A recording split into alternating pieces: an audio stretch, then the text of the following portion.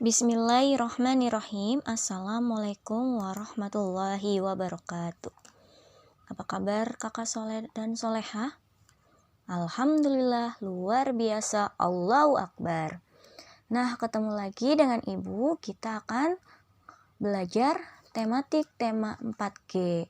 Nah, melanjutkan yang kemarin sudah subtema 2 pembelajaran 1 dan 2. Nah, sekarang dilanjutkan subtema 2 pembelajaran 3 dan 4. Tetapi sebelum itu, kalian dipastikan sudah sholat duha dan sudah baca Al-Quran ya kak. Nah, sebelum memulai pelajaran, alangkah lebih baiknya kita baca bismillah dulu bersama-sama ya. Bismillahirrahmanirrahim.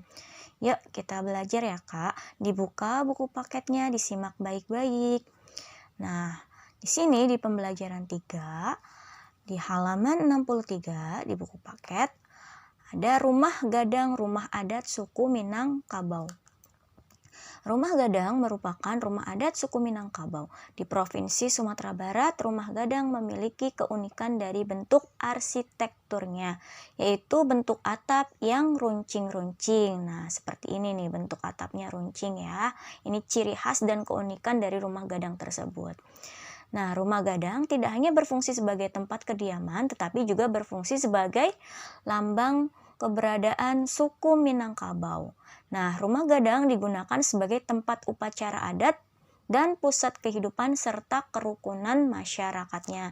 Nah, selain rumah gadang ini sebagai tempat tinggal oleh warga, tetapi rumah gadang ini juga dipakai untuk upacara adat. Nah, setiap daerah itu biasanya mempunyai upacara adat tersendiri ya, Kak. Lanjut. Nah, ini adalah beberapa contoh rumah adat. Rumah adat adalah tempat diselenggarakannya upacara adat istiadat. Nah, rumah adat di Indonesia mencerminkan pola kehidupan masyarakatnya. Nah, rumah adat di Indonesia itu sangat beragam ya. Setiap provinsi itu mempunyai rumah adat dan ciri khas rumah adat itu tersendiri. Nah, di sini ada beberapa gambar contoh rumah adat dan provinsinya. Kalau misalkan kurang jelas, kalian bisa searching sendiri di internet, di YouTube ya, karena kita sedang belajar online. Nah, kita juga kalau belajar online berarti kita harus lebih luas pembelajarannya. Kalian bisa mencari sendiri ya. Nah, ini ada beberapa contoh rumah adatnya. Kalau misalkan kurang jelas, tadi ibu bilang kalian bisa mencari di yang lainnya. Lanjut, pakaian adat. Nah, pakaian adat ini Indonesia selain mempunyai ciri khas rumah adat, nah Indonesia juga mempunyai pakaian adat. Nah, karena Indonesia ini sangat beragam dari Sabang sampai Merauke.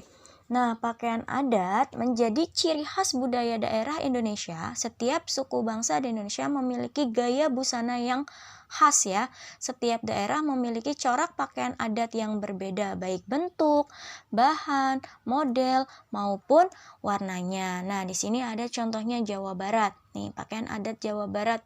Nah, Jawa Barat itu identik dengan warga Sunda. Nah, seperti ini. Terus ada pakaian DKI Jakarta. Nah, ini pakaian adat DKI Jakarta. Terus ada lagi pakaian adat Banten ya. Terus pakaian adat Yogyakarta. Pakaian adat Jawa Tengah. Terus pakaian adat Jawa Timur. Masih banyak lagi ya, karena setiap provinsi di Indonesia itu memiliki pakaian adat tersendiri ya.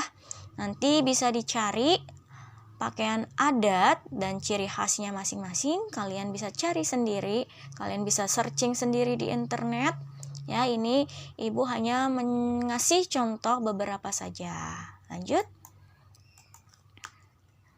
Nah, keunikan pakaian adat suku Dayak. Nah, ini adalah pakaian adat suku Dayak. Nah, suku Dayak adalah suku paling dominan di Kalimantan Barat. Pakaian adat suku Dayak berbeda dengan pakaian suku daerah lain. Pakaian suku adat Dayak bernama King Baba dan King Bibinge. Artinya adalah King artinya pakaian dan Baba artinya laki-laki. Sedangkan bibinge berarti perempuan. Pakaian ini terbuat dari kulit kayu tumbuhan endemik Kalimantan. Pembuatannya kayu dipukul-pukul menggunakan palu dan dihias dengan lukisan etnik khas Dayak. Nah, ini itu ternyata pakaian ini tuh terbuat dari kayu Kalimantan yang dipukul-pukul dengan palu, kemudian dilukis atau dihias sesuai dengan budaya Dayak ya. Berarti apa asal pakaian Dayak itu, suku Dayak itu? Nah, berasal dari kayu yang dipukul-pukul. Paham ya sampai sini ya? Lanjut. Nah, kita itu di bangsa Indonesia banyak sekali beragam budaya, mulai dari rumah adat, tari daerah, pakaian daerah, ya. Kita itu Indonesia itu sangat beragam dari Sabang sampai Merauke. Nah, gimana sih cara melestarikan budaya Indonesia itu?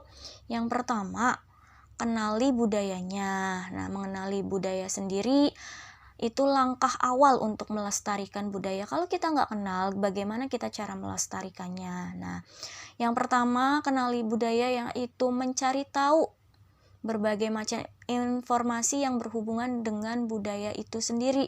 Misalnya dengan membaca buku, ya, membaca surat kabar, membaca majalah, atau bahkan kita bisa membaca di internet ya. Terus mengikuti kegiatan budaya ya, jangan gengsi kita mengikuti kegiatan budaya ya.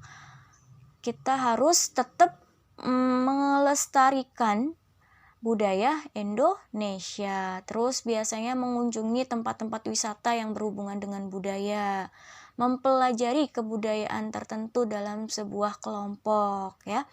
Nah, yang pertama, cara melestarikan budaya Indonesia adalah dengan kenali budaya kita tersendiri dahulu. Yang kedua, ajarkan budaya kepada orang lain. Ya, setelah mengenal budaya sendiri, nah kamu sudah mengenal, nah kamu harus lebih aktif ya, melestarikan budaya dengan mengajarkan kepada orang lain ya. Kalau kita punya ilmu, kita ajarkan kepada orang lain, apalagi itu ilmu tentang budaya Indonesia ya, yang sekarang sangat minim sekali diketahui oleh anak-anak zaman sekarang ya.